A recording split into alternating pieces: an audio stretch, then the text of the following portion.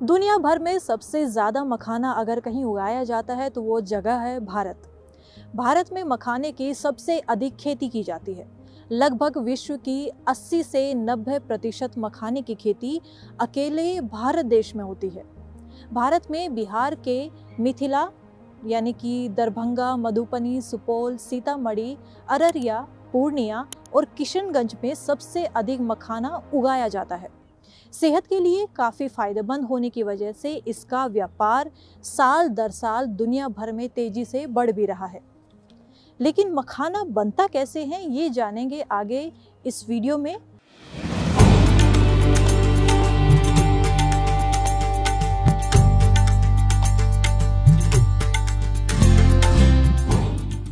मखाने को जिस प्रकार की जलवायु की ज़रूरत होती है वो बिहार राज्य में उपलब्ध है।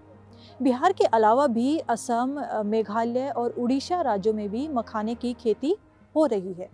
ये खेती अगर बात करें मखाने की तो जलाशयों, तालाब, निचली ज़मीन में रुके हुए पानी और पोखर वाले इलाके में इसकी खूब खेती होती है। मखाना एक उष्ण जलवायु का पौधा है। गर्म मौसम और खड़े पानी में मखाने की खेती की जाती है।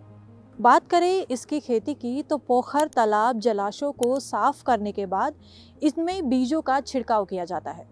बीज डालने का सबसे अच्छा मौसम दिसंबर का होता है। 35 से 40 दिन के अंदर बीज उगना शुरू हो जाते हैं। फरवरी के अंत या मार्च महीने के शुरुआत में पौधे पानी के ऊपरी सतह तक निकल आते हैं। जुलाई महीने तक पौधों के बीज पक जाते हैं और पानी में उतरकर इनको इकट्ठा किया जाता है। इसके बाद बीजों को धोकर धूप में सुखाया जाता है। मखानों के पके फल से बीज निकालने के बाद इनकी रोस्टिंग की जाती है। ये प्रोसेस बेहद ही ज़रूरी है। मखाने के बीज अलग अलग साइज़ के होते हैं, तो पहले इन्हें साइज के हिसाब से छांटा जाता है, जिसे ग्रेडिंग करना कहते हैं।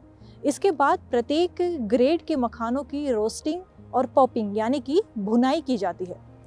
रोस्टिंग में मखाने के बीजों को गर्म लोहे की कढ़ाई में भूना जाता है।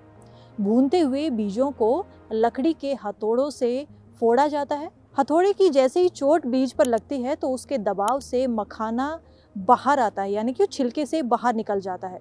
आपको बता दें कि ये सारा प्रोसेस जो है वो किसी फैक्ट्री में नहीं बल्कि वहाँ के किसान, लोकल किसान अपने हाथों से ही ये पूरा प्रोसेस करते हैं।